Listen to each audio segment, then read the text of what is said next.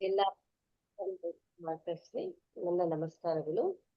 ನಿನ್ನೆ ನಾವು ಆತ್ಮ ವಿಜ್ಞಾನದಲ್ಲಿ ಮೊದಲಿನ ಕೆಲವು ವಿಷಯಗಳನ್ನು ತಿಳ್ಕೊಂಡಿದ್ದೀವಿ.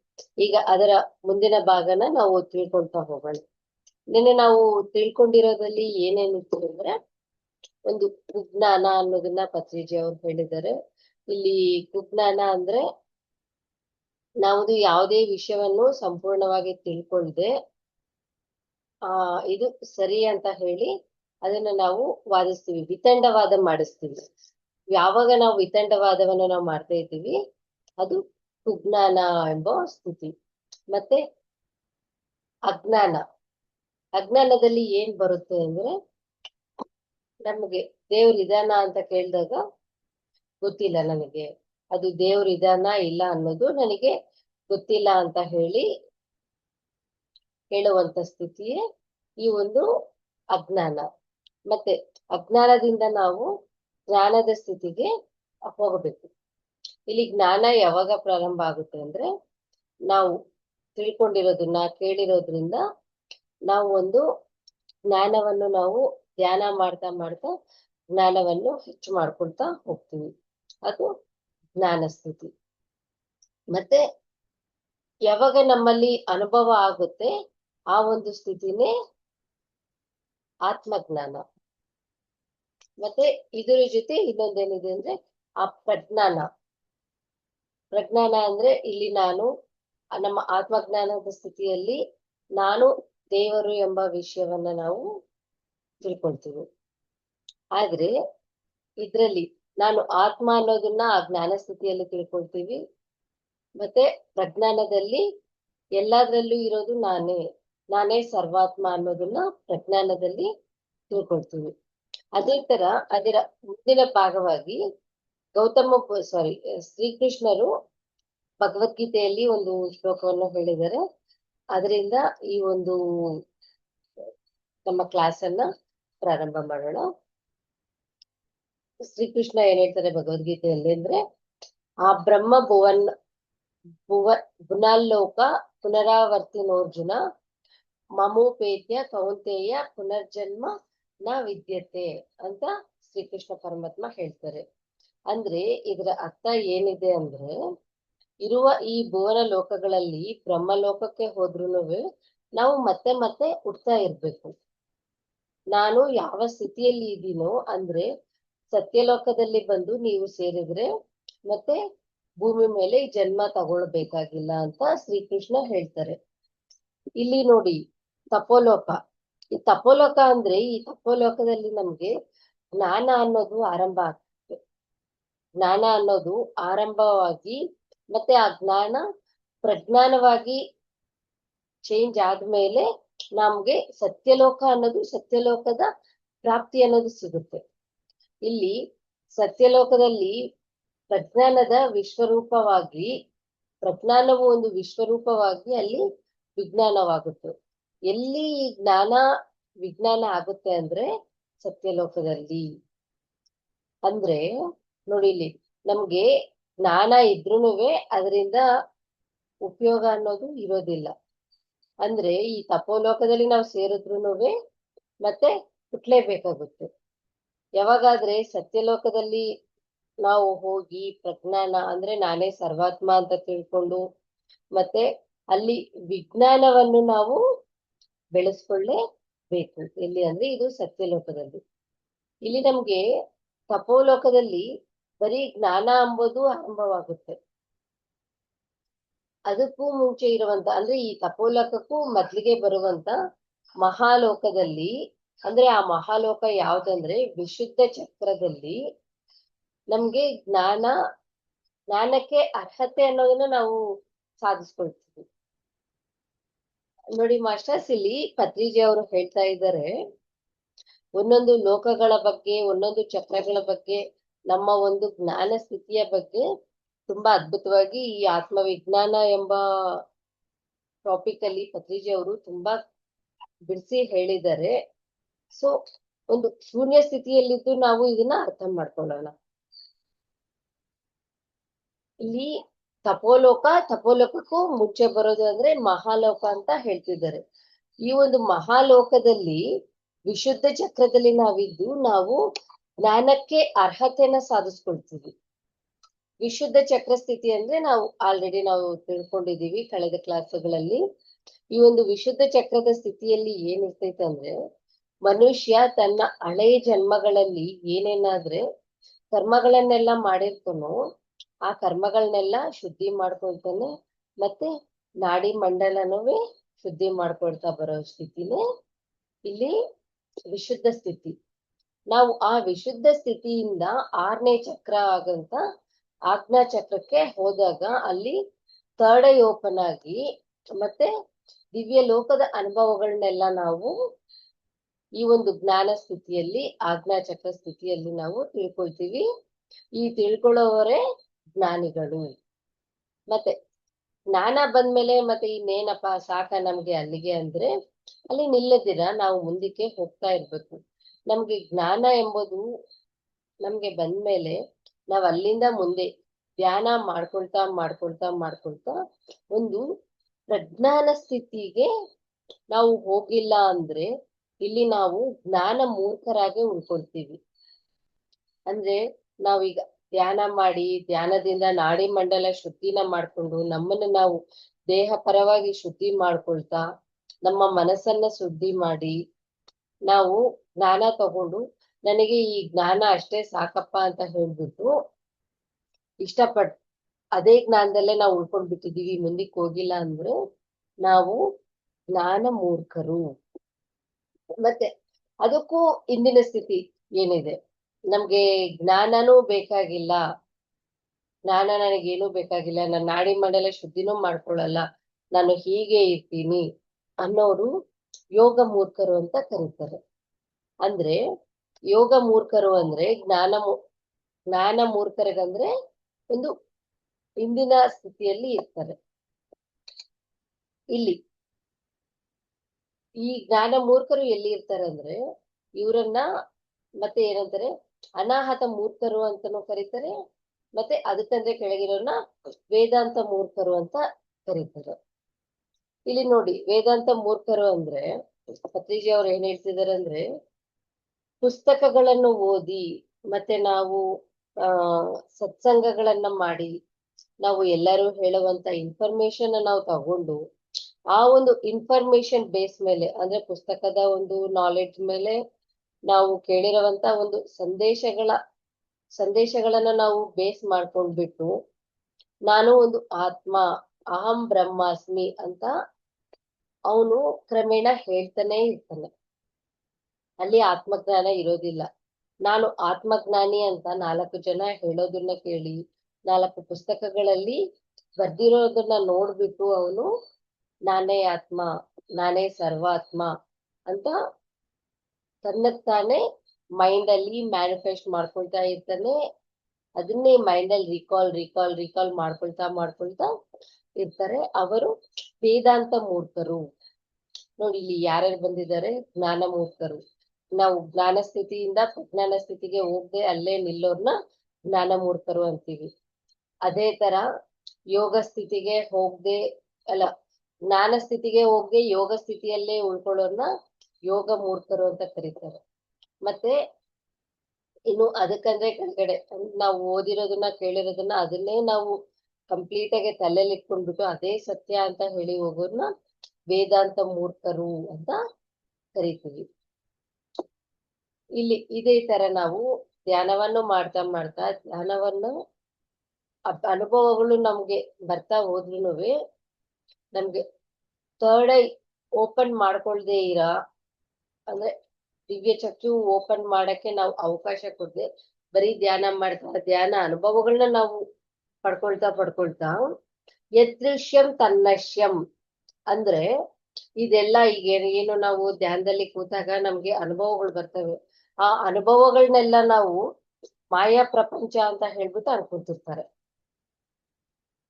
ಅಂದ್ರೆ ಅನುಭವದಿಂದ ನಾವು ಜ್ಞಾನ ಪಡಿಲಿಕ್ಕೆ ಹೋಗಲ್ಲ, ಬರೀ ಧ್ಯಾನ ಮಾಡೋದು ಕಣ್ಣಿಗೆ ಕಾಣೋದನ್ನೆಲ್ಲ ಒಂದು ಮಾಯೆ ಅನ್ಕೊಂಡು ಇರುವಂತ ಒಂದು ಸ್ಥಿತಿನ ಇಲ್ಲಿ ಯೋಗ ಮೂರ್ಖರು ಅಂತ ಕರೀತಾರೆ. ಅಂದ್ರೆ ಅಲ್ಲೇ ನಿಂತೋಗ್ಬಿಡ್ತಾರೆ, ಜ್ಞಾನ ಪಡಿಲಿಕ್ಕೆ ಮುಂದೆ ಹೋಗೋದಿಲ್ಲ. ಇಲ್ಲಿ ನಮ್ಗೆ ಜ್ಞಾನ ಎಲ್ಲಿ ಬರುತ್ತೆ ಅಂದ್ರೆ ಧ್ಯಾನವನ್ನು ನಾವು ಮಾಡ್ತಾ ಅನುಭವಗಳನ್ನು ನಾವು ಪಡಿತಾ ಎಲ್ಲಾ ಲೋಕಗಳನ್ನು ಓಡಾಡ್ತಾ ಥರ್ಡ್ ಐ ಓಪನ್ ಆದಾಗ ನಮ್ಗೆ ಜ್ಞಾನ ಬರುತ್ತೆ. ಯಾವಾಗ ಥರ್ಡ್ ಐ ಓಪನ್ ಆಗಕ್ಕೆ ನಾವು ಬಿಡೋದಿಲ್ಲ, ಅದೇ ಒಂದು ಯೋಗ ಮೂರ್ಖರು ಅಂತ ನಾವು ಅವಾಗ ಯೋಗ ಮೂರ್ಖರಾಗ್ತೀವಿ. ಇಲ್ಲಿ ಯೋಗ ಅಂದ್ರೆ ನಮ್ಮ ಮೈಂಡ್ ನಾವು ಕಂಟ್ರೋಲ್ ಮಾಡ್ಕೊಳ್ಳೋದು. ಮತ್ತೆ ಥರ್ಡ್ ಐ ಓಪನ್ ಆಗುತ್ತೆ. ಥರ್ಡ್ ಐ ಓಪನ್ ಆದ್ಮೇಲೆ ನಾವ್ ಅಲ್ಲೇ ನಿಂತೋಗ್ಬಿಡ್ತೀವಿ. ಅವಾಗ ನಾವು ಜ್ಞಾನ ಮೂರ್ಖರಾಗಿರ್ತೀವಿ. ಯಾಕಂದ್ರೆ ಇಲ್ಲಿ ನಮ್ಗೆ ಓಪನ್ ಆಗುವಂತ ಒಂದು ದಿವ್ಯ ಚಕ್ಷು ಏನಿದೆ, ಥರ್ಡ್ ಐ ಏನಿದೆ, ಅದೇ ನಮಗೆ ಜ್ಞಾನ ಚಕ್ಷು ಆಗಿದೆ. ಇದೇ ನಮ್ಮ 6ನೇ ಚಕ್ರ ಆದಂತ ಜ್ಞಾನ ಚಕ್ಷು. ಮತ್ತೆ ಇಲ್ಲಿ 5ನೇ ಚಕ್ರ ಏನಿದೆ, ವಿಶುದ್ಧ ಸ್ಥಿತಿಯಲ್ಲಿ ಇರ್ತೀವಿ. 5ನೇ ಚಕ್ರದಲ್ಲಿ ವಿಶುದ್ಧ ಸ್ಥಿತಿ. ಇಲ್ಲಿ ನೋಡಿ, ವಿಶುದ್ಧ ಚಕ್ರದಲ್ಲಿ ಏನಿದೆ ಅಂದ್ರೆ ಅಲ್ಲಿ ಯೋಗ ಇದೆ, ಆದ್ರೆ ಅಲ್ಲಿ ಜ್ಞಾನವಾಗಿ ಬದಲಾಗೋದಿಲ್ಲ. ಅದನ್ನ ಯೋಗ ಮೂರ್ಖರು ಅಂತ ಕರೀತಾರೆ. ಮತ್ತೆ ಅದೇ ತರ ಅನಾಹತ. ಅನಾಹತ ಅಂದ್ರೆ ಯಾವುದೇ ತರದ ಶಬ್ದವಿರೋದಿಲ್ಲ. ಅನಾಹತ ಅಂದ್ರೆ ಹತ ಅಂದ್ರೆ ಸೌಂಡ್, ಅನಾಹತ ಅಲ್ಲಿ ಶಬ್ದ ಅನ್ನೋದಿಲ್ಲ. ಇಲ್ಲಿ ಅನಾಹತ ಸ್ಥಿತಿಯಲ್ಲಿ ನಾವು ಕಳೆದ ಕ್ಲಾಸ್ಗಳಲ್ಲಿ ಅನಾಹತ ಸ್ಥಿತಿ ಅಂದ್ರೆ ಏನಂದ್ರೆ ಆ ಕಡೆ ಜ್ಞಾನನೂ ಇರೋದಿಲ್ಲ, ಈ ಕಡೆ ಸಂಪೂರ್ಣವಾಗಿ ಅಜ್ಞಾನನೂ ಇರೋದಿಲ್ಲ. ನಾವು ಕೆಳಗಿನ 3 ಸ್ಥಿತಿಗಳಲ್ಲಿ ಜನ್ಮಗಳಲ್ಲಿ ನಾವು ಏನೇನಾದ್ರೆ ಪಾಪ ಕರ್ಮಗಳಲ್ಲಿ ಎಲ್ಲಾ ಅನುಭವಗಳನ್ನ ಪ್ರಾಪಂಚಿಕವಾಗಿ ಎಲ್ಲಾ ಅನುಭವಗಳನ್ನ ಪಡೆದ ಮೇಲೆ ಓಕೆ ನನಗೆ ಏನೂ ಬೇಡಪ್ಪ, ಶಾಂತವಾಗಿರೋಣ, ಪ್ರಶಾಂತವಾಗಿರೋಣ, ನಿಶ್ಶಬ್ದವಾಗಿರೋಣ, ಯಾವುದೇ ಒಂದು ಗೊಂದಲ ಬೇಡ ಅಂತ ಹೇಳಿ ನಾವು ನಿಶ್ಶಬ್ದ ಸ್ಥಿತಿಯಲ್ಲಿ ಇರೋದೇ ಅನಾಹತ ಸ್ಥಿತಿ. ಈ ಒಂದು ಅನಾಹತ ಸ್ಥಿತಿಯಲ್ಲಿ ಹೇಗಿರ್ತೀವಿ ಅಂದ್ರೆ ನಾವು ವೇದಾಂತವನ್ನು ಮಾತಾಡ್ತೀವಿ. ಯಾವ ತರ ವೇದಾಂತ ಮಾತಾಡ್ತೀವಿ ಅಂದ್ರೆ ಏನೇ ಪ್ರಾಬ್ಲಮ್ ಬಂದ್ರು ಅಲ್ಲಿ ಒಂದು ವೇದಾಂತ ಧೋರಣೆಯಲ್ಲಿ ಆಗೋದೆಲ್ಲ ಒಳ್ಳೇದಕ್ಕೆ, ನಿನಗೆಲ್ಲ ಮುಂದೆನೆ ಆಗುತ್ತೆ, ಮುಂದೆ ಎಲ್ಲ ಒಳ್ಳೇದೇ ಆಗುತ್ತೆ, ಅದಕ್ಕೆ ಈಗ ಈ ತರ ಬಂದಿದೆ ಕಷ್ಟ ಅಂತ ಒಂದು ವೇದಾಂತ ಧೋರಣೆಯಲ್ಲಿ ನಾವು ಮಾತಾಡ್ಕೊಂಡು ಅಲ್ಲೇ ಮುಂದೆ ಹೋಗ್ದಿರ ಧ್ಯಾನ ಮಾಡಿಲ್ಲ ಅಂದ್ರೆ, ಬರೀ ನಿಶಬ್ದ ಸ್ಥಿತಿಯಲ್ಲೇ ನಾವಿದೀವಿ ಅಂದ್ರೆ ಅಲ್ಲಿ ನಾವು ವೇದಾಂತ ಮೂರ್ಖರಾಗಿ ಇರ್ತೀವಿ. ಇಲ್ಲಿ ಪ್ರಾಪಂಚಿಕ ಅನುಭವಗಳನ್ನೆಲ್ಲ ನಾವು ಎಲ್ಲ ಜನ್ಮಗಳಲ್ಲೂ ಪಡೆದು ಕೊನೆಗೆ ನಿಶ್ಶಬ್ದ ಸ್ಥಿತಿಯಲ್ಲಿ ಹೋಗ್ತೀವಿ. ಅದೇ ವೇದಾಂತ ಸ್ಥಿತಿ, ಅನಾಹತ ಸ್ಥಿತಿ. ಮತ್ತೆ ಇಲ್ಲಿ ಇರುವ ನಾವು ವೇದಾಂತ ಮೂರ್ಖರಾಗಿ ಇರ್ತೀವಿ. ಈ ತರ ವೇದಾಂತ ಮೂರ್ಖರು ನಮ್ಮ ದೇಶದಲ್ಲಿ, ಭಾರತ ದೇಶದಲ್ಲಿ ತುಂಬಾ ಅಂದ್ರೆ ತುಂಬಾ ಜನ ಇದ್ದಾರೆ. ಅವ್ರಿಗೆ ಭಗವದ್ಗೀತೆನಲ್ಲಿ, ಉಪನಿಷತ್ತುಗಳಲ್ಲಿ ಅದ್ರಲ್ಲಿ ಇರೋದೆಲ್ಲಾನು ಹೇಳ್ಬೇಕು ಅಂದ್ರೆ ತುಂಬಾ ಇಷ್ಟ. ಕೇಳಿರ್ತಾರೆ ಆ ಉಪನಿಷತ್ಗಳನ್ನ, ಭಗವದ್ಗೀತಾ, ರಾಮಾಯಣ ಇವೆಲ್ಲವನ್ನೂ ಕೇಳಿ ಒಳ್ಳೆ ಗಿಣಿಯ ಮಾತುಗಳ ತರ ಸುಂದರವಾಗಿ ಹೇಳ್ತಾ ಇರ್ತಾರೆ. ಆದ್ರೆ ಅಲ್ಲಿ ಅವರು ಮೈಂಡ್ ಕಂಟ್ರೋಲಿಂಗ್ ಅನ್ನೋದು ಅವ್ರಿಗೆ ಇರೋದಿಲ್ಲ, ಚಿತ್ತ ನಿರೋಧಂ ಅನ್ನೋದನ್ನ ಅವರು ಮಾಡ್ಕೊಳ್ಳೋದಿಲ್ಲ. ಈ ತರದ ಆಚಾರ್ಯರೇ ನಮ್ಮ ದೇಶದಲ್ಲಿ ತುಂಬಾ ಜನ ಇದ್ದಾರೆ. ಅವ್ರಿಗೆ ಮುಂದಕ್ಕೆ ಹೋಗ್ಲಿಕ್ಕೆ ಇಷ್ಟ ಆಗಲ್ಲ, ಧ್ಯಾನ ಮಾಡ್ಲಿಕ್ಕೆ ಅವ್ರಿಗೆ ಇಷ್ಟ ಅನ್ನೋದು ಆಗದೇ ಇಲ್ಲ, ಧ್ಯಾನ ಅವರು ಮಾಡೋದೇ ಇಲ್ಲ, ಬರೀ ವೇದಾಂತಗಳನ್ನ ಹೇಳ್ಕೊಂತ ಇರ್ತಾರೆ. ಧ್ಯಾನದ ಅನುಭವ, ಧ್ಯಾನದ ಅಭ್ಯಾಸ ಇರೋದಿಲ್ಲ. ನೋಡಿ ಮಾಸ್ಟರ್ಸ್, ಇಲ್ಲಿ ಇದು ಎಲ್ಲದನ್ನೂ ನಾವು ಬೇರೆಯವರಲ್ಲಿ ನೋಡೋದಲ್ಲ. ಈಗ ನಾವು ವೇದಾಂತಗಳು ಹೇಳ್ತಾರೆ ಅಂದ್ರೆ ಇವ್ರು ಈ ತರ ಹೇಳ್ತಾರಲ್ಲ, ಅವ್ರು ಆ ತರ ಹೇಳ್ತಾರಲ್ಲ ಅಂತ ನಾವು ಪಕ್ಕದವರನ್ನ ಯಾವುದೇ ತರದ ಒಂದು ಜಡ್ಜ್ಮೆಂಟ್ ಮಾಡದೆ ನಮ್ಮನ್ನ ನಾವು ಪರಿಶೀಲನೆ ಮಾಡ್ಕೊಳ್ತಾ ಹೋಗ್ಬೇಕು. ನಾನೀಗ ವೇದಾಂತ ಮಾತಾಡ್ತಿದ್ದೀನ ಇಲ್ಲ ಸತ್ಯ ಮಾತಾಡ್ತಿದ್ದೀನ ಅನ್ನೋ ಒಂದು ಅರಿವು ನಮ್ಮಲ್ಲಿ ಇರ್ಬೇಕು. ಅದನ್ನ ಆ ಪರಿಶೀಲನೆ, ಆತ್ಮ ಪರಿಶೀಲನೆ ನಮ್ಮನ್ನ ನಾವು ಮಾಡ್ಕೋಬೇಕು. ಬಿಟ್ರೆ ಈ ಒಂದು ನಾವು ಕಲಿತಿರುವಂತ ವಿಷಯಗಳಲ್ಲಿ ಬೇರೆಯವರನ್ನ ನಾವು ಜಡ್ಜ್ ಮಾಡ್ಲಿಕ್ಕೆ ಹೋಗ್ಬಾರ್ದು.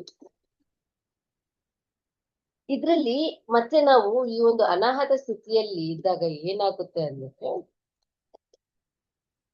ನಮ್ಗೆ ಈ ಒಂದು ಅನಾಹತ ಸ್ಥಿತಿಯಲ್ಲಿ ನಿಜವಾದ ಅನಾಹತ ಸ್ಥಿತಿಯಲ್ಲಿ ಇದ್ದಾಗ ನಮ್ಗೆ ಜ್ಞಾನ ಬೇಕು ಅಂತ ಅನಾಹತ ಸ್ಥಿತಿಯಲ್ಲಿ ಸ್ವಲ್ಪ ಕ್ಷಣಗಳೇ ಇದ್ಬಿಟ್ಟು ಹಿಂದೆಲೆ ನಮ್ಗೆ ಜ್ಞಾನ ಬೇಕು ಅನ್ನುವಂತ ಉತ್ಸಾಹ ನಮ್ಮಲ್ಲಿ ಜಾಸ್ತಿಯಾಗಿ ನಾವು ಈ ಒಂದು ಅನಾಹತ ಸ್ಥಿತಿಯಿಂದ ಧ್ಯಾನ ಸಾಧನೆ ಮಾಡ್ತಾ ಮಾಡ್ತಾ ವಿಶುದ್ಧ ಸ್ಥಿತಿಗೆ ನಾವು ಹೋಗ್ತೀವಿ. ವಿಶುದ್ಧ ಸ್ಥಿತಿಯಿಂದ ಹಂಗೆ ಜ್ಞಾನ ಸ್ಥಿತಿಗೆ ನಾವು ಹೋಗ್ತಾ ಇರ್ತೀವಿ. ಆ ಒಂದು ಜ್ಞಾನ ಸ್ಥಿತಿಯಿಂದ ನೆಕ್ಸ್ಟ್ ಈ ಜ್ಞಾನ ಸ್ಥಿತಿ ಎಲ್ಲಿದೆ? 6ನೇ ಚಕ್ರ ಆದಂತ ಆಜ್ಞಾ ಸ್ಥಿತಿಯಲ್ಲಿದೆ. ಅಲ್ಲಿಂದ ನಾವು 7ನೇದಾದಂತ ಸಹಸ್ರಾರ ಸ್ಥಿತಿಗೆ ಅಂದ್ರೆ ಆತ್ಮ ವಿಜ್ಞಾನದ ಸ್ಥಿತಿಗೆ ನಾವು ಹೋಗ್ತೀವಿ. ನಿಜವಾದ ಅನಾಹತ ಸ್ಥಿತಿಯಲ್ಲಿ ವೇದಾಂತಗಳನ್ನು ಆಗುತ್ತೆ. ಆದ್ರೆ ಒಂದು ಕ್ಷಣದಲ್ಲಿ ನನಗೆ ಇದಕ್ಕೂ ಮೀರಿದಿನ್ನೂ ಇದೆ, ಏನೋ ಕಲಿಯೋದಿದೆ ಅನ್ನೋದು ಸಹಜವಾಗಿ ಬಂದು 1 ನಿಮಿಷ ಅದು ಬಂದಿದೆ ಅಂದ್ರೆ ನಾವ್ ಹಂಗೆ ಧ್ಯಾನ ಸ್ಥಿತಿಗೆ ಹೋಗಿ ಧ್ಯಾನದಿಂದ ಎಲ್ಲಾ ನಮ್ಮ ಹಳೆ ಜನ್ಮದ ಕರ್ಮಗಳನ್ನು ಶುದ್ಧ ಮಾಡ್ಕೊಂಡು ವಿಶುದ್ಧ ಸ್ಥಿತಿಯಲ್ಲಿ ಎಲ್ಲವನ್ನೂ ನಾವು ಕ್ಲಿಯರ್ ಮಾಡ್ಕೊಂಡು ಮತ್ತೆ ಅದೇ ಧ್ಯಾನ ಹಂಗೆ ಅಭ್ಯಾಸ ಮಾಡ್ತಾ ಮಾಡ್ತಾ ಮಾಡ್ತಾ ಜ್ಞಾನವನ್ನು ಪಡೆಯುತ್ತಾ ನಮ್ಮ ಥರ್ಡ್ ಐನ ನಾವು ಓಪನ್ ಮಾಡ್ಕೊಳ್ತೀವಿ. ಥರ್ಡ್ ಐ ಓಪನ್ ಆದ್ಮೇಲೆ ನಾನು ಆತ್ಮ ಅಂತ ತಿಳ್ಕೊಂಡು ಅಲ್ಲಿಂದ ಆತ್ಮ ಅಂತ ಅನುಭವ ಪೂರ್ವಕವಾಗಿ ತಿಳ್ಕೊಂಡು ನಾನೇ ಸರ್ವಾತ್ಮ ಅಂತ ಪ್ರಜ್ಞಾ ಸ್ಥಿತಿಯಿಂದ ಆತ್ಮ ವಿಜ್ಞಾನದ ಸ್ಥಿತಿಗೆ ನಾವು ಹೋಗಬೇಕು. ಮತ್ತೆ ಇಲ್ಲಿ ನಾವು ವಿಜ್ಞಾನ ಸ್ಥಿತಿಗೆ ಹೇಗಪ್ಪ ನಾವು ಹೋಗ್ತೀವಿ ಅಂದ್ರೆ ನಮ್ಗೆ ಒಂದ್ಸರಿ ಜ್ಞಾನ ಬಂದ್ಮೇಲೆ ಜ್ಞಾನ ಸ್ಥಿತಿ ಆದ್ಮೇಲೆ ಬರೀ ಧ್ಯಾನವನ್ನು ಮಾಡ್ತಾ ನಾವು ಇಲ್ಲದೆ ಎಲ್ಲಾ ಒಂದು ಕ್ಲಾಸ್ಗಳನ್ನ ನಾವು ಓದ್ತಾ ಹೋಗ್ಬೇಕು. ಎಲ್ಲಾ ಒಂದು ಪುಸ್ತಕಗಳನ್ನ ನಾವು ಓದ್ಬೇಕು. ಪತ್ರಿಜಿ ಅವರು ನಮ್ಗೆ ಎಷ್ಟೊಂದು ಜ್ಞಾನ ಭಂಡಾರವನ್ನು ಕೊಟ್ಟೋಗಿದ್ದಾರೆ. ಪತ್ರಿಜಿ ಯಾವಾಗ್ಲೂ ನೀವು PSSM ಬುಕ್ಸೇ ಓದಿ, ನಾನು ಬರ್ದಿರುವಂತ ಬುಕ್ಸೇ ಓದಿ, ನನ್ನ ಸ್ಪೀಚಸ್ ಅಷ್ಟೇ ಕೇಳಿ ಅಂತ ನಮ್ಮ ಗುರುಗಳಾದ ಪತ್ರಿಜಿ ಅವರು ಯಾವಾಗ್ಲೂ ಹೇಳಿಲ್ಲ. ಅವರು ನಮ್ಮ ದೇಶದಲ್ಲೇ ಅಲ್ಲದೆ ಬೇರೆ ಬೇರೆ ದೇಶಗಳಲ್ಲಿ ಎಷ್ಟೋ ಜನ ಸ್ಪಿರಿಚುವಲ್ ಸೈಂಟಿಸ್ಟ್ಗಳು ಬರ್ದಿರುವಂತ ಪುಸ್ತಕಗಳನ್ನ ನಮ್ಗೆ ಪರಿಚಯ ಮಾಡಿಸಿದ್ದಾರೆ. ಲೋಬ್ಸಾಂಗ್ ಅನ್ನಿ ಬೀಸೆಂಟು, ಲೆಡ್ ಬೀಟರು, ಕ್ಯಾಸ್ಟೆಂಡಾ ಮತ್ತೆ ಕ್ಯಾರ್ಲೆಸ್ ಕ್ಯಾಸ್ಟೆಂಡಾ, ಟಾರ್ಕಮ್ ಸರಡಾರಿಯನ್, ಈ ತರ ತುಂಬಾ ಅಂದ್ರೆ ತುಂಬಾ ಜನದ ಬೇರೆ ದೇಶಗಳ ಪುಸ್ತಕಗಳು ಮತ್ತೆ ನಮ್ಮ ದೇಶದಲ್ಲಿರುವಂತ ಓಶೋ ಅವರ ಪುಸ್ತಕಗಳು, ಓಶೋ ಅವರ ಜ್ಞಾನ ಅಂತೂ ತುಂಬಾ ಅಂದ್ರೆ ತುಂಬಾ ಜಾಸ್ತಿ ಇದೆ. ಮತ್ತೆ ರಾಬಿನ್ ಶರ್ಮಾ ಅವ್ರ ಬುಕ್ಸ್, ಪ್ರತಿಯೊಬ್ಬರ ಪುಸ್ತಕಗಳನ್ನ ನಾವು ಓದ್ಕೊಳ್ತಾ ನಾವು ಗ್ರೇಟ್ ಮಾಸ್ಟರ್ಸ್ ಆಗಿ ಆತ್ಮ ವಿಜ್ಞಾನಿಗಳಾಗಿ ನಾವು ಬದಲಾಗಬೇಕು. ಇದು ಎಲ್ಲದನ್ನೂ ನಮ್ಗೆ ಒಂದೇ ಜನ್ಮದಲ್ಲಿ ಬರುತ್ತಾ ಅಂದ್ರೆ ಇಲ್ಲ. ಒಂದೊಂದು ಜನ್ಮದಲ್ಲಿ ನಾವು ಒಂದೊಂದನ್ನೇ ನಾವು ಅಭ್ಯಾಸ ಮಾಡ್ತಾ ನಾವು ಆತ್ಮ ವಿಜ್ಞಾನ ಸ್ಥಿತಿಗೆ ಹೋಗ್ತೀವಿ. ಆತ್ಮ ವಿಜ್ಞಾನವನ್ನು ನಾವು ಪಡಿತೀವಿ.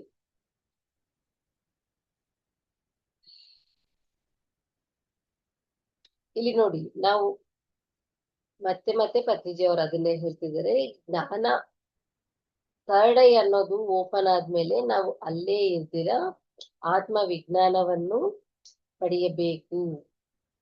ಇಲ್ಲಿ ಧ್ಯಾನದಲ್ಲಿ ನಾವು ಧ್ಯಾನ ಮಾಡುವಾಗ ನಮ್ಗೆ ಎಷ್ಟೋ ಜನ ಮಾಸ್ಟರ್ಸ್ ಕಾಣಿಸ್ಕೊಳ್ತಾರೆ. ಆ ಮಾಸ್ಟರ್ಸ್ ನ ಕಾಣಿಸ್ದಾಗ ಅವರನ್ನ ನೋಡಿ ಒಂದು ಹಾಯ್ ಹೇಳಿ ಸ್ಮೈಲ್ ಕೊಟ್ಟು ಸುಮ್ನೆ ಆಗೋದಲ್ಲ.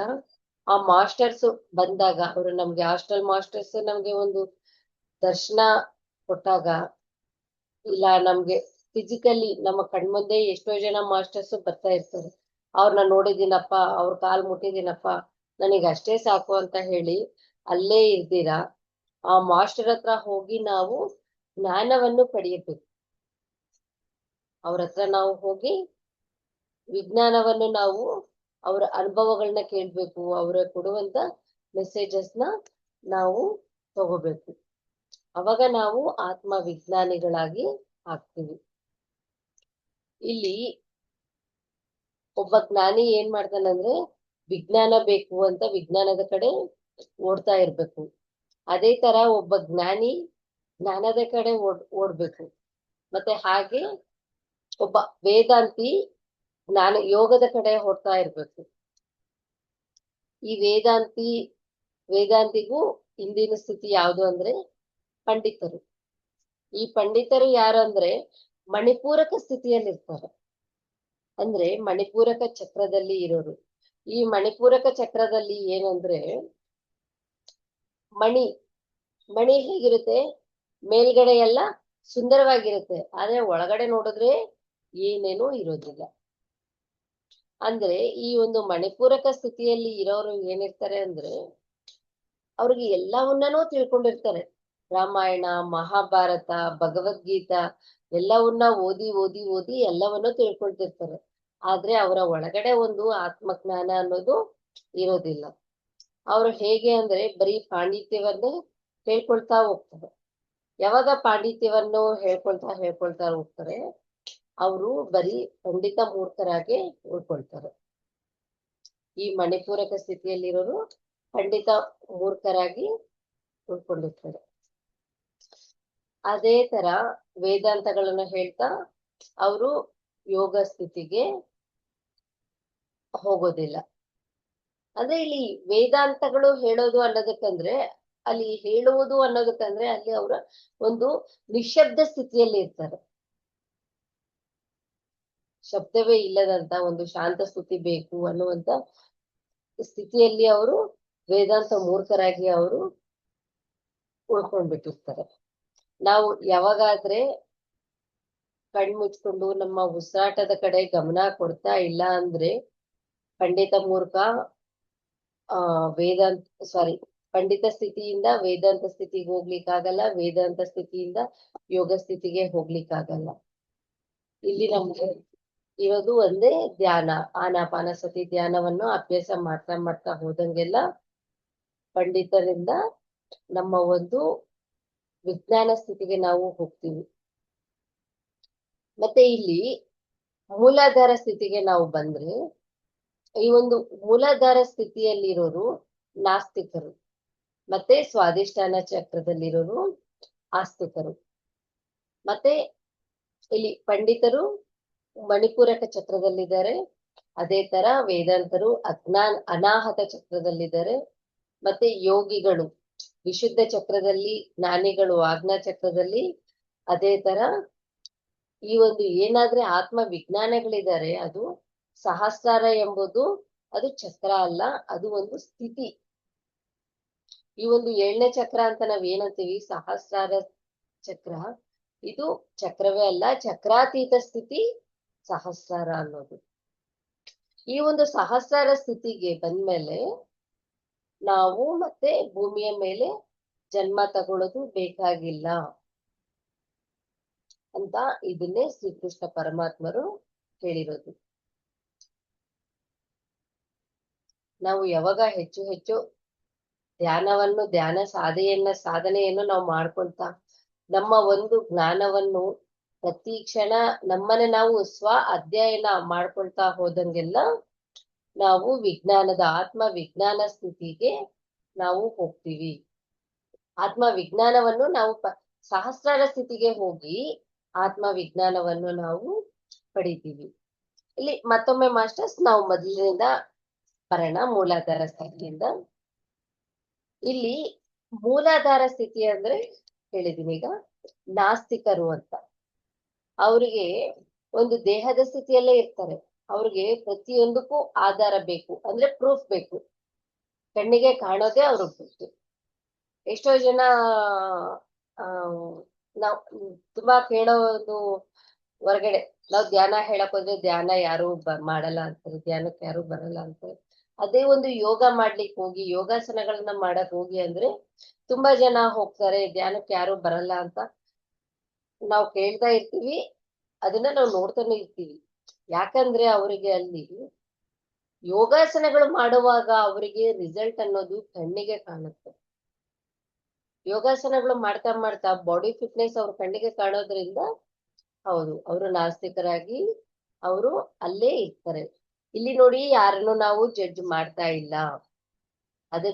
ಆ ಒಂದು ಪದಗಳ ಮೂಲಕ ನಾವು ಕೆಲವು ವಿಷಯಗಳನ್ನ ಇಲ್ಲಿ ತಿಳ್ಕೊಳ್ತಾ ಇದ್ದೀವಿ. ಇಲ್ಲಿ ಯಾರು ನಾಸ್ತಿಕರು ಯಾರಿದು ಅಂತ ಜಸ್ಟ್ ಒಂದು ಡೆಫಿನೇಷನ್ ಕೊಡ್ತಿದ್ದೀನಿ ಬಿಟ್ರೆ ಇಲ್ಲಿ ನಾನು ಜಡ್ಜ್ ಮಾಡ್ತಿಲ್ಲ.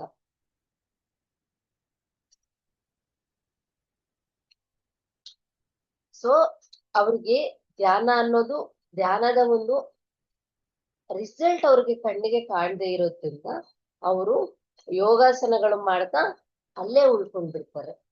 ಅಂದ್ರೆ ನಾಸ್ತಿಕ ಸ್ಥಿತಿ, ಅದೇ ಮೂಲಾಧಾರ ಸ್ಥಿತಿ. ದೇವ್ರಿದಾನ ಅಂದ್ರೆ ಅವರು ದೇವ್ರು ಇಲ್ಲ ಅಂತ ವಾದಿಸ್ತಾರೆ. ಸೊ ಹಾಗಾಗ್ಬಿಟ್ಟು ಅಂತವ್ರಿಗೋಸ್ಕರ ನಮ್ಮಲ್ಲಿ ಎಷ್ಟೋ ಗುರುಗಳು ಹುಟ್ಟಿ ಅವರು ಜನಕ್ಕೆ ನಮ್ಮ ಪತ್ರಿಜಿ ಅವರು ಪುಟ್ಟಪರ್ತಿ ಸತ್ಯಸಾಯಿ ಬಾಬಾ ಅವ್ರನ್ನ ಎಕ್ಸಾಂಪಲ್ ಆಗಿ ತಗೊಂಡಿದ್ದಾರೆ. ಅಂತವ್ರನ್ನ ಒಂದು ಆಸ್ತಿಕರಾಗಿ ಕನ್ವರ್ಟ್ ಮಾಡ್ಲಿಕ್ಕೆ, ಅಂದ್ರೆ ಅವ್ರಿಗೆ ಒಂದು ಆ ಒಂದು ಜ್ಞಾನವನ್ನು ದೇವ್ರು ಇದಾನೆ ಅಂತ ಹೇಳ್ಬಿಟ್ಟು ತೋರಿಸ್ಲಿಕ್ಕೆ ಸತ್ಯಸಾಯಿ ಬಾಬಾ ಅವರು ಎಷ್ಟೋ ಮಹಿಮೆಗಳು ತೋರಿಸಿದ್ದಾರೆ, ಎಷ್ಟೋ ಜಾದೂಗಳು ಮಾಡಿದ್ದಾರೆ. ಅವ್ರ ಬಾಯಿಂದ ಉಂಗುರ ತೆಗೆದುಕೊಡೋದು, ಈಶ್ವರನ ಲಿಂಗಗಳು ತೆಗೆದುಕೊಡೋದು, ವಿಭೂತಿ ಕೊಡೋದು, ಈ ತರದ್ದೆಲ್ಲ ಮ್ಯಾಜಿಕ್ಸ್ ಸತ್ಯಸಾಯಿ ಬಾಬಾ ಅವ್ರು ಮಾಡಿ ಎಷ್ಟೋ ಜನ ನಾಸ್ತಿಕರನ್ನ ಆಸ್ತಿಕರಾಗಿ ಮಾಡಿದ್ದಾರೆ. ಮತ್ತೆ ಇಲ್ಲಿ ಆಸ್ತಿಕರಾದ್ಮೇಲೆ ಅವರು ಹಂಗೆ ಇರ್ದಿರ ಅವರು ಪಂಡಿತ ಸ್ಥಿತಿಗೆ ಅವರು ಹೋಗ್ಬೇಕು. ಇಲ್ಲಿ ನೋಡಿ, ಆಸ್ತಿಕರು ಅಂದ್ರೆ ದೇವ್ರು ಇದಾನೆ ಅಂತ ಒಪ್ಕೊಂತಾರೆ, ಆದ್ರೆ ಅವರು ನಾನು ನಂಬಿರೋ ದೇವರೇ ಶ್ರೇಷ್ಠ, ಈಶ್ವರನೇ ಶ್ರೇಷ್ಠ, ಅಲ್ಲಾನೇ ಶ್ರೇಷ್ಠ, ಜೀಸಸ್ಸೇ ಶ್ರೇಷ್ಠ, ಇದೇ ತರ ಅವರು ಒಂದು ಆಸ್ತಿಕರಾಗಿ ಅಲ್ಲೇ ಉಳ್ಕೊಳ್ತಾರೆ. ನಾವು ಅಲ್ಲಿಂದ ಪಾಂಡಿತ್ಯರಾಗ್ಬೇಕು. ಸೊ ಈ ಪಾಂಡಿತ್ಯ ಅನ್ನೋದೆಲ್ಲ ಎಲ್ಲಿ ನಮ್ಗೆ ಬರುತ್ತೆ ಅಂದ್ರೆ, ಈಗ ಹಿಂದೂ ಆದ್ರೂ ಬರೀ ಭಗವದ್ಗೀತೆ ಮಾತ್ರ ಓದ್ತಾ ಇಡೀ ದೇಶವನ್ನ ನಡೆಸ್ತಾ ಇರೋದು ಭಗವದ್ಗೀತೆನೆ ಅಂತ ಹೇಳ್ಬಿಟ್ಟು ಅವನು ಅಲ್ಲೇ ನಿಂತ್ಕೊಳ್ತಾನೆ. ಆದ್ರೆ ಈ ಪಾಂಡಿತ್ಯಕ್ಕೆ ಬಂದ್ಮೇಲೆ ಏನಾಗುತ್ತೆ ಅಂದ್ರೆ, ಬರೀ ಭಗವದ್ಗೀತೆ ಅಲ್ಲ, ಪುರಾಣು ಮತ್ತೆ ಬೈಬಲು, ಇನ್ನ ಯಾವ್ಯಾವ ಇದೇ ತರ ಪುಸ್ತಕಗಳಿದಾವೆ, ಪ್ರತಿಯೊಂದನ್ನು ಓದಿ ಅವನು ಪಾಂಡಿತ್ಯವನ್ನು ಸಂಪಾದಿಸ್ಕೊಳ್ತಾನೆ. ಈ ಒಂದು ನಾಸ್ತಿಕ ಸ್ಥಿತಿ ಮತ್ತೆ ಆಸ್ತಿಕ ಸ್ಥಿತಿ ಮತ್ತೆ ಪಾಂಡಿತ್ಯದ ಸ್ಥಿತಿ ಇವುಗಳನ್ನೆಲ್ಲ ನೋಡಿದ ಮೇಲೆ ಅವ್ನಿಗೆ ಎಲ್ಲವನ್ನೂ ಅವನು ತಿಳ್ಕೊಂಡಿದ್ದಾನೆ. ತಿಳ್ಕೊಂಡ್ಮೇಲೆ ಮತ್ತೆ ಇನ್ನೇನು ತಿಳ್ಕೊಳಕ್ ಅಂತ ಬಿಟ್ಟು ಅಲ್ಲಿ ಒಂದು ನಿಶ್ಶಬ್ದ ಅನ್ನೋದು ಬರುತ್ತೆ. ಅಲ್ಲಿ ವೇದಾಂತಿಗಳಾಗಿರ್ತೀವಿ. ಯಾವಾಗ ನಾವು ವೇದಾಂತಿಗಳಾದ್ಮೇಲೆ ಯೋಗ ಧ್ಯಾನವನ್ನು ನಾವು ಅಭ್ಯಾಸ ಮಾಡ್ತಾ ಮಾಡ್ತಾ ಅಲ್ಲಿ ನಾವು ಯೋಗ ಸ್ಥಿತಿಗೆ ಹೋಗ್ತೀವಿ. ಇಲ್ಲಿ ಯೋಗ ಸ್ಥಿತಿಯಲ್ಲಿ ದಿವ್ಯ ಚಕ್ಷು ಅನ್ನೋದು ಓಪನ್ ಆಗೋದಿಲ್ಲ. ಮತ್ತೆ ನಾವು ಹೆಚ್ಚೆಚ್ಚು ಧ್ಯಾನ ಅಭ್ಯಾಸವನ್ನು ಮಾಡ್ಕೊಳ್ತಾ ಪುಸ್ತಕಗಳನ್ನು ನಾವು ಓದಿದಾಗ ಅಲ್ಲಿ ನಾವು ಜ್ಞಾನವನ್ನು ಪಡೆಯುತ್ತೀವಿ. ಯಾವಾಗ ನಮ್ಗೆ ಜ್ಞಾನ ಬರುತ್ತೆ, ಆ ಜ್ಞಾನ ಬಂದ್ಮೇಲೆ ಇದೇ ಜ್ಞಾನ, ಇದೇ ಸತ್ಯ ಅಂತ ಹೇಳಿ ಕೂತ್ಕೊಳ್ದೆ, ಎಸ್ ಪತ್ರಿಜಿ ಅವ್ರು ಹೇಳಿದ್ದಾರೆ ಇದೇ ಸತ್ಯ ಅಂತ ಹೇಳಿ ಅಲ್ಲೇ ಕೂತ್ಕೊಳ್ದೆ ಮುಂದಕ್ಕೆ ರಿಸರ್ಚ್ ಮಾಡ್ಕೊಳ್ತಾ ಹೋದಾಗ, ಪತ್ರಿಜಿ ಅವ್ರು ಏನ್ ಹೇಳಿದ್ದಾರೆ, 18 ಪ್ರಿನ್ಸಿಪಲ್ಸ್ ಹೇಳಿದ್ದಾರೆ, ಅವುಗಳನ್ನ ಕೇಳಿ ಕೇಳಿ ಕೇಳಿ ಇದೇ ಸತ್ಯ ಅಂತ ಹೇಳಿ ಅಲ್ಲೇ ಕೂತ್ಕೊಳ್ದೆ ಅದನ್ನ ಅವರು ರಿಸರ್ಚ್ ಮಾಡ್ಬೇಕು. ಫಾರ್ ಎಕ್ಸಾಂಪಲ್ಗೆ ಹೇಗೆ ಹೇಳ್ತೀನಿ, 18 ಪ್ರಿನ್ಸಿಪಲ್ಸ್ ಅಲ್ಲಿ ನಮ್ಗೆ ಒಂದು ಅದ್ಭುತವಾದ ರಿಸರ್ಚ್ ಮಾಡ್ಲಿಕ್ಕೆ ಇರುವಂತ ಒಂದು ಪ್ರಿನ್ಸಿಪಲ್ ಯಾವ್ದಪ್ಪ ಅಂದ್ರೆ ನೋ ಡಾಕ್ಟರ್ ನೋ ಮೆಡಿಸಿನ್ ಅನ್ನೋದು. ಪತ್ರಿಜಿ ಅವ್ರು ಹೇಳಿದ್ದಾರೆ ನೋ ಡಾಕ್ಟರ್ ನೋ ಮೆಡಿಸಿನ್ ಅಂತ. ಅದನ್ನ ನಾವು ಬ್ಲೈಂಡ್ ಆಗಿ ಬರೀ ಮಾತ್ರೆ ತಗೊಳ್ದೆ ಇರೋದು ಅಲ್ಲ. ಎಸ್, ಮಾತ್ರೆ ತಗೊಂಡ್ರೆ ಏನಾಗುತ್ತೆ, ತಗೊಳ್ದೆ ಇದ್ರೆ ಏನಾಗುತ್ತೆ ಅನ್ನುವಂತ ರಿಸರ್ಚ್ ನ ನಾವು ಮಾಡ್ಬೇಕು. ಯಾವಾಗ ನಾವು ರಿಸರ್ಚ್ ನ ಮಾಡ್ತೀವಿ ಅವಾಗ ನಾವು ಆತ್ಮ ವಿಜ್ಞಾನಿಗಳು ಆಗ್ತೀವಿ. ಯಾವಾಗ ನಾವು ಆತ್ಮ ವಿಜ್ಞಾನಿಗಳಾಗ್ತೀವಿ, ನಾವು ಮತ್ತೆ ಈ ಭೂಮಿ ಮೇಲೆ ಬರೋದು ಬೇಕಾಗಿರಲ್ಲ. ಅಂದ್ರೆ ಅನುಭವಕ್ಕಾಗಿ ಬರೋದು ಬೇಕಾಗಿರಲ್ಲ. ಅವಾಗವಾಗ ಬಂದು ಟ್ರಾವೆಲ್ ಮಾಡ್ಕೊಂಡು ಎಲ್ರಿಗೂ ಒಂದು ಹಾಯ್ ಬಾಯ್ ಹೇಳ್ಕೊಂಡು ಹೋಗ್ತಾ ಇರ್ತೀವಿ. ಸೊ ಯಾವಾಗ ನಾವು ಈ ಒಂದು ಆತ್ಮ ವಿಜ್ಞಾನವನ್ನು ನಾವು ಪಡಿತೀವಿ, ನಾವು ಭೂಮಿ ಮೇಲೆ ನಮ್ಗೆ ಪರ್ಟಿಕ್ಯುಲರ್ ಆಗಿ ಒಂದು ಫಿಸಿಕಲ್ ಬಾಡಿ ಬೇಕು, ಆ ಫಿಸಿಕಲ್ ಬಾಡಿನ ತಗೊಂಡೆ ನಾವು ಭೂಮಿ ಮೇಲೆ ಓಡಾಡ್ಬೇಕು ಅನ್ನೋದು ಏನು ಇರೋದಿಲ್ಲ. ನಾವು ಯಾವಾಗಾದ್ರೂ ಬಂದು ಯಾರನ್ನಾದ್ರೂ ಮೀಟ್ ಆಗಿ ಹೋಗಬಹುದು. ಆ ಒಂದು ಆತ್ಮ ವಿಜ್ಞಾನ ಬಂದ ಮೇಲೆ ಅವು ಎಲ್ಲವೂ ನಡೀತವೆ. ಇದು ಎಲ್ಲದನ್ನು ಮಾಸ್ಟರ್ಸ್ ನಾವು ಅನುಭವ ಪೂರ್ವಕವಾಗಿ ನಾವು ತಿಳ್ಕೊಬೇಕು. ಬರೀ ಈಗ ಹೇಳಿದ್ರೋದನ್ನ ಕೇಳಿ ಸುಮ್ಮನೆ ಆಗೋದಲ್ಲ, ಅದನ್ನ ಅನುಭವ ಪಡೆಯಬೇಕು. ಅದೇ ಆತ್ಮ ವಿಜ್ಞಾನ ಅಂದ್ರೆ. ಯಾವ ಗುರುಗಳ ಹೇಳಿದ್ದನ್ನೇ ಆದ್ರೆ ನಾವು ಕೇಳ್ತಿದೀವಿ, ಅದನ್ನ ಆಚರಣೆ ಮಾಡ್ತಿದೀವಿ ಅಂದ್ರೆ ಅದು ಜ್ಞಾನ. ಈಗ ನಾನು ಮಾಡ್ತಿರೋದನ್ನ ಎಲ್ಲರೂ ಮಾಡ್ತಿದ್ದಾರೆ ಅಂತ ನಾವು ಸ್ವೀಕಾರ ಮಾಡುವುದೇ, ಅದನ್ನ ಜೀರ್ಣ ಮಾಡ್ಕೊಳ್ಳೋದೇ ಪ್ರಜ್ಞಾನ. ಮತ್ತೆ ಅದಕ್ಕೂ ಮೀರಿ ಅದ್ರಲ್ಲಿ ಏನಿದೆ ಅಂತ ರಿಸರ್ಚ್ ಮಾಡಿ ತಿಳ್ಕೊಳ್ಳೋದು ಆತ್ಮ ವಿಜ್ಞಾನ. ಇಲ್ಲಿ ನೋಡಿ, ನಾವು ನಾಸ್ತಿಕರಿಂದ ಹಿಡಿದು ಎಲ್ಲವರೆಗೂ ಬರ್ಬೇಕು ಅಂದ್ರೆ ಆತ್ಮ ವಿಜ್ಞಾನಿಗಳವರೆಗೂ ನಾವು ಬರ್ಬೇಕು.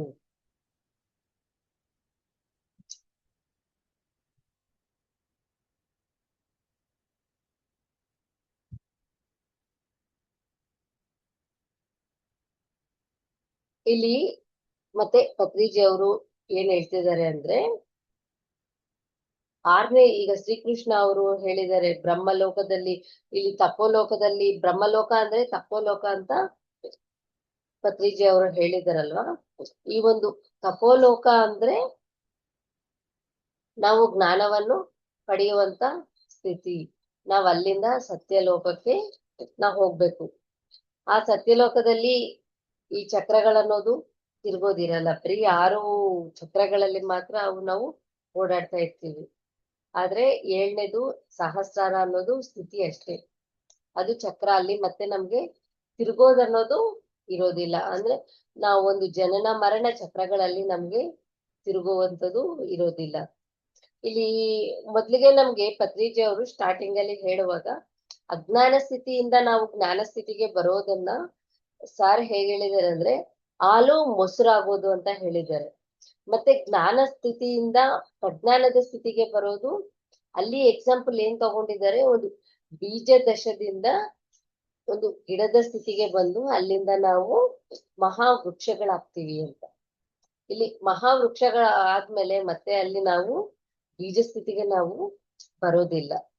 ಆ ಒಂದು ವೃಕ್ಷದ ಸ್ಥಿತಿಗೆ ಅಂದ್ರೆ ಒಂದು ಮರದ ಸ್ಥಿತಿಗೆ ಹೋದ್ಮೇಲೆ ಅದು ಮಹಾಮರವಾಗಿ ಅದು ಹರಡಿಕೊಳ್ಳುತ್ತೆ, ಬೇರುಗಳು ಹರಡುತ್ತೆ, ಅದರ ಬ್ರಾಂಚಸ್ ಆಕಾಶದಲ್ಲಿ ಹರಡ್ಕೊಳ್ತಾ ಹೋಗ್ತಿರ್ತವೆ.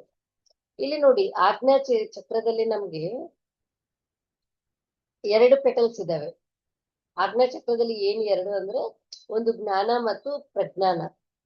ಆದ್ರೆ ಈ ಸಹಸ್ರಾರ ಅನ್ನೋದು ಅಲ್ಲಿ 1000 ಪೆಟಲ್ಸ್ ಇರ್ತವೆ. ಈ 1000 ಪೆಟಲ್ಸ್ ಅನ್ನೋದೇ ವಿಜ್ಞಾನಮಯ ಸ್ಥಿತಿ, ಆತ್ಮ ವಿಜ್ಞಾನ. ಇಲ್ಲಿ ನಾವು ಒಂದು ಸರಿ ಈ ಒಂದು ಸ್ಥಿತಿಗೆ ಹೋಗಿ ಸತ್ಯಲೋಕದಲ್ಲಿ ನಾವು ಓಡಾಡ್ತಾ ಅಲ್ಲಿ ಎಲ್ಲಾ ಮಾಸ್ಟರ್ಸ್ನ ನಾವು ಭೇಟಿ ಆಗ್ತಾ ಅವ್ರ ಕಡೆ ವಿಜ್ಞಾನಿಕವಾಗಿ ನಾವು ಸಂದೇಶಗಳನ್ನ ತಿಳ್ಕೊಳ್ತೀವಿ. ಅದೇ ನಮ್ಮ ಆತ್ಮ ವಿಜ್ಞಾನ. ಹಾಗಾಗಿ ಮಾಸ್ಟರ್ಸ್ ಇಲ್ಲಿ ಹೇಳೋದೇನಂದ್ರೆ, ನಾನು ಏನನ್ನಾದ್ರೆ ನಾವು ಆತ್ಮ ಸ್ಥಿತಿಯಲ್ಲಿ ಇಲ್ಲಿ 14 ದಿನದಿಂದ ಆತ್ಮದ ಬಗ್ಗೆ ನಾವು ತಿಳ್ಕೊಳ್ತಾ ಇದ್ದೀವಿ. ಇದು ಯಾವುದನ್ನೇ ಬರೀ ನಾವು ಬರೀ ಬಾಯಿ ಮಾತಲ್ಲಿ ಹೇಳೋದು, ಕಿವಿಯಲ್ಲಿ ಕೇಳೋದು, ಕಣ್ಣಲ್ಲಿ ನೋಡೋದು, ಪುಸ್ತಕಗಳ ಓದೋದು, ಇದ್ರಲ್ಲೇ ಸೀಮಿತವಾಗಿ ನಾವು ಇರಬಾರದು. ಅಭ್ಯಾಸ ಮುಖ್ಯವಾಗಿ ನಮ್ಗೆ ಬೇಕಾಗಿರೋದು. ಅಭ್ಯಾಸ ಅಭ್ಯಾಸ ಅಭ್ಯಾಸ, ಧ್ಯಾನ ಸಾಧನೆ. ನಾವು ಹೆಚ್ಚೆಚ್ಚು ಧ್ಯಾನ ಸಾಧನೆ ಮಾಡಿದಾಗ ಈ ಒಂದು ಆತ್ಮದ ಒಂದು ವಿಷಯವನ್ನು ನಾವು ತಿಳ್ಕೊಳ್ತೀವಿ. ನಮ್ಗೆ ಆತ್ಮದ ಜ್ಞಾನ ಧ್ಯಾನದಿಂದ ನಾವು ಸಂಪೂರ್ಣವಾಗಿ ತಿಳ್ಕೊಂಡಿಲ್ಲ ಅಂದ್ರೆ, ಅದೇ ನಾವು ಕೇಳಿ ನಾವು ಎಲ್ಲಿರ್ತೀವಿ ಅಂದ್ರೆ ಬರೀ ವೇದಾಂತ ಸ್ಥಿತಿಯಲ್ಲಿ ಇಲ್ಲ, ಪಂಡಿತ ಸ್ಥಿತಿಯಲ್ಲೇ ನಾವು ಇರ್ತೀವಿ. ಯಾವಾಗ ಅಭ್ಯಾಸ ಮಾಡ್ತೀವಿ ಅವಾಗ ನಾವು ಆತ್ಮ ವಿಜ್ಞಾನ ಆಗಿ ಇರ್ತೀವಿ. ಇದರಲ್ಲಿ ನೋಡಿ, ಮತ್ತೆ ಇನ್ನೊಂದು ಭಗವದ್ಗೀತೆ ಒಂದು ಶ್ಲೋಕ ಇದೆ, ಯಾಚಿನೋತಿ ಆಚರತಿ ಆಚಾರತಿ ಚಾಸ ಆಚಾರ್ಯ. ಅಂದ್ರೆ ಯಾಚಿನೋತಿ ಅಂದ್ರೆ ಯಾರಾದ್ರೆ ಜ್ಞಾನವನ್ನು ಯಾಚಿಸ್ತಾರೋ, ಜ್ಞಾನ ಬೇಕು ಅಂತಾರೋ, ಆಚಾರಯತಿ ಅಂದ್ರೆ ಯಾರಾದ್ರೆ ಅದನ್ನ ಆಚರಣೆಗೆ ಮಾಡಿಸ್ತಾರೋ, ಸ ಆಚಾರ್ಯ ಅವರನ್ನೇ ನಾವು ಆಚಾರ್ಯ ಅಂತ ಕರಿತೇವೆ. ಇಲ್ಲಿ ನೋಡಿ, ನಮ್ಮ ಪಿರಮಿಡ್ ಸ್ಪಿರಿಚುವಲ್ ಸೊಸೈಟಿನಲ್ಲಿ ನಾವು ಏನ್ ಮಾಡ್ತಿದೀವಿ ಅಂದ್ರೆ, ಬರೀ ನಾವಷ್ಟೇ ಒಂದು ಜ್ಞಾನಿ, ಆತ್ಮಜ್ಞಾನಿ, ಆತ್ಮ ಪ್ರಜ್ಞಾನಿ ಮತ್ತೆ ಆತ್ಮ ವಿಜ್ಞಾನಿಗಳು ಆಗದೆ, ಪ್ರತಿಯೊಬ್ಬರಿಗೂ ಹೋಗಿ ನಾವು ಅವ್ರಿಗೂನುವೆ ಆತ್ಮ ವಿಜ್ಞಾನವನ್ನು ನಾವು ಬೋಧಿಸ್ತಾ ಇದ್ದೀವಿ. ಸೊ ಇಲ್ಲಿ ನಾವು ಬೋಧಿಸೋದು ಆತ್ಮ ವಿಜ್ಞಾನ ಆಗಿರ್ಬೇಕು, ಪಾಂಡಿತ್ಯ ಆಗಿರ್ಬೇಕು. ನಾವು ಇಲ್ಲಿ ಬೇರೆಯವರಿಗೆ ನಾವು ಹೇಳ್ತಾ ಹೋದಂಗೆ, ಎಲ್ಲರ ಜೊತೆ ನಾವು ಜ್ಞಾನವನ್ನು ಹಂಚ್ಕೊಳ್ತಾ ಹೋದಂಗೆಲ್ಲ ನಮ್ಮಲ್ಲಿ ವಿಜ್ಞಾನ ಅಂಬೋದು ಜಾಸ್ತಿ ಆಗುತ್ತೆ. ಆತ್ಮ ವಿಜ್ಞಾನ ಅನ್ನೋದು ಇನ್ನೂ ಹೆಚ್ಚು ಹೆಚ್ಚು ಆಗುತ್ತೆ. ಒಂದು ಇದಿದೆಯಲ್ಲ, teaching is the best way of learning ಅಂತ ಹೇಳಿದ್ದಾರೆ. ಅಂದ್ರೆ ನಾವು ಎಷ್ಟು ನಾವು ಬೋಧನೆ ಮಾಡ್ತಾ ಹೋಗ್ತೀವಿ, ಅವಾಗ ನಾವು ಕಲಿತಾ ಹೋಗ್ತೀವಿ. ನಾವು ಒಬ್ರಿಗೆ ಏನಾದ್ರು ಹೇಳ್ಬೇಕು, ಬೋಧನೆ ಮಾಡ್ಲಿಕ್ಕೆ ಹೋಗ್ತಿದೀವಿ ಅಂದ್ರೆ ಮೊದ್ಲಿಗೆ ನಾವು ಪ್ರಿಪೇರ್ ಆಗಿ ಹೋಗ್ತೀವಿ. ಆ ಪ್ರಿಪೇರ್ ಆಗುವಾಗ ನಾವು ಎಷ್ಟೋ ವಿಷಯಗಳನ್ನ ತಿಳ್ಕೊಳ್ತೀವಿ. ಮತ್ತೆ ಅವರು ಪ್ರಶ್ನೆಗಳು ಕೇಳಿದಾಗ ಅದಕ್ಕೆ ಉತ್ತರವನ್ನು ಕೊಡ್ತಾ ನಾವು ಹೆಚ್ಚು ಜ್ಞಾನವನ್ನು ನಾವು ಪಡಿತೀವಿ. ಇಲ್ಲಿ ನಾವು ಧ್ಯಾನ ಅಭ್ಯಾಸದಿಂದ ಮೂಲಾಧಾರ ಸ್ಥಿತಿಯಿಂದ ಅಂದ್ರೆ ನಾಸ್ತಿಕ ಸ್ಥಿತಿಯಿಂದ ಹಿಡಿದು ಆತ್ಮ ವಿಜ್ಞಾನ ಸ್ಥಿತಿಗೆ ನಾವು ಅನುಭವ ಪೂರ್ವಕವಾಗಿ ನಾವು ಬೆಳೆಯಬೇಕು. ನಾವು ಆತ್ಮ ವಿಜ್ಞಾನಿಗಳಾಗಿ ಇರಬೇಕು. ಇಷ್ಟು ಮಾತುಗಳನ್ನು ಹೇಳಿ ಈ ಒಂದು ಆತ್ಮ ವಿಜ್ಞಾನ ತರಗತಿಯನ್ನು ಮುಗಿಸ್ತೀನಿ. ಈ ಅವಕಾಶ ಕೊಟ್ಟಿದ್ದಕ್ಕೆ ಎಲ್ಲ PSSM ಮೈಸೂರು ಮಾಸ್ಟರ್ಸ್ಗೆ ನನ್ನ ನಮಸ್ಕಾರಗಳು, ಧನ್ಯವಾದಗಳು.